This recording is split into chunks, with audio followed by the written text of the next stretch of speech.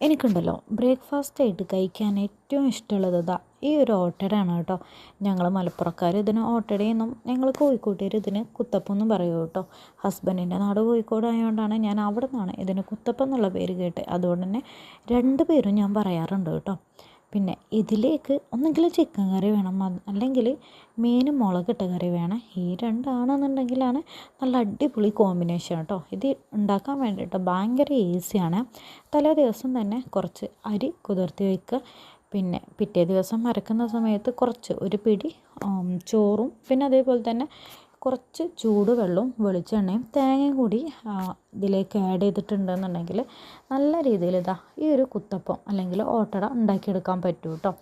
ഇതുപോലെ നാര് വരുന്നുണ്ടെങ്കിൽ മാത്രമാണ് ആ ഒരു ടേസ്റ്റ് ഉണ്ടാവുള്ളൂ. ഇതിൻ്റെ നടുവൊന്നും അങ്ങനെ പൊള്ളിച്ചിട്ടില്ല എന്നുണ്ടെങ്കിൽ കഴിക്കാൻ വേണ്ടിയിട്ട് ഒരു ടേസ്റ്റും ഉണ്ടാവില്ല കേട്ടോ. പിന്നെ അത് കഴിഞ്ഞതിൻ്റെ ശേഷം ഈവനിങ് ആയപ്പോൾ നെക്സ്റ്റ് പാൽവാഴക്ക ഉണ്ടാക്കലാണ്. പാൽവാഴക്കക്ക് ഞങ്ങൾ വേറെ എന്തോ ഒരു പേര് പറയാറുണ്ട് സത്യത്തിൽ. ഞാനത് മറന്ന് ഇവിടെ വന്നതിൻ്റെ ശേഷം ഇവരെ കൂടിയപ്പോൾ പല പേരുകളും മറന്നു പോകാൻ തുടങ്ങി കേട്ടോ. ആദ്യം തന്നെ തേങ്ങ ചിരണ്ടി അത്യാവശ്യം തേങ്ങ മാറ്റി വെച്ച സമയത്ത് ലാസ്റ്റ് ഞാൻ വെറുതെ ഒന്ന് വായിലിട്ട സമയത്താണ് ചോയ വെള്ളം, അതായത് ഒരു കേട് ടേസ്റ്റുള്ള തേങ്ങയാണ് അത്ര നേരം ഞാൻ ഇതുപോലെ ചിരണ്ടി എടുത്തിട്ടുള്ളതെന്ന് മനസ്സിലായത്. പിന്നെ അത് മാറ്റി വെച്ച് വീണ്ടും ചിരണ്ടി ഏകദേശം ഒരു തേങ്ങയുടെ 2 മുറി ഞാൻ ഇതുപോലെ ചിരണ്ടിയിട്ടുണ്ടായിരുന്നു കേട്ടോ.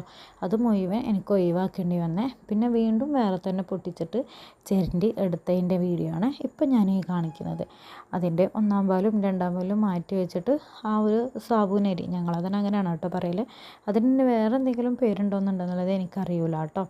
അത് ഒന്ന് വേവിച്ചെടുക്കുമ്പോൾ നമ്മൾ കുറച്ച് വെള്ളത്തിലോ പിന്നെ തേങ്ങാപ്പാലിലോ നമ്മുടെ ഇഷ്ടത്തിന് വേവിച്ചെടുക്കുക കേട്ടോ. പിന്നെ കുറച്ച് ഉപ്പിട്ട് ഒന്നങ്ങോട്ട് ആയി വരുന്ന സമയത്ത് നമുക്ക് ഈ ഒരു പഴം ഇങ്ങനെ സ്ലൈസ് ചെയ്ത് അരിഞ്ഞ് വെച്ചത് ആഡ് ചെയ്യാം കേട്ടോ.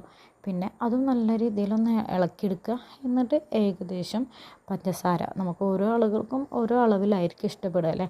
അപ്പോൾ നമ്മുടെ ആ ഒരു അളവ് എത്രയെന്ന് വെച്ചിട്ടുണ്ടെങ്കിൽ പഞ്ചസാരയൊക്കെ മിക്സ് ചെയ്ത് ലാസ്റ്റ് 1-ാം പാലും ചേർത്തതിൻ്റെ ശേഷം ജസ്റ്റ് ഒന്ന് തിളപ്പിച്ചെടുത്തിട്ടുണ്ടെന്നുണ്ടെങ്കിൽ ഈ ഒരു സാബൂനരിയുടെ ഈ ഒരു ഇതിൻ്റെ പാൽവാഴക്ക റെഡിയായി കേട്ടോ. പിന്നെ ഞാൻ എന്ത് റെഡിയാക്കുകയാണെന്നുണ്ടെങ്കിൽ എൻ്റെ മക്കളും എൻ്റെ കൂടെ ഉണ്ട് കേട്ടോ.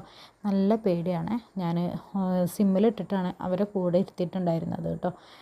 പിന്നെ ഒന്ന് നെയ്യിൽ അണ്ടിയും പിന്നെ അതേപോലെ തന്നെ മുന്തിരിയും വേവിച്ചെടുത്തിട്ടുണ്ട് എന്നുണ്ടെങ്കിൽ നമ്മുടെ പാൽവാഴക്ക റെഡി ആയിട്ടുണ്ട് കേട്ടോ. വീഡിയോസ് ഇഷ്ടപ്പെട്ടിട്ടുണ്ടെന്നുണ്ടെങ്കിൽ സബ്സ്ക്രൈബ് ചെയ്യാൻ വേണ്ടിയിട്ട് മറക്കണ്ടേ.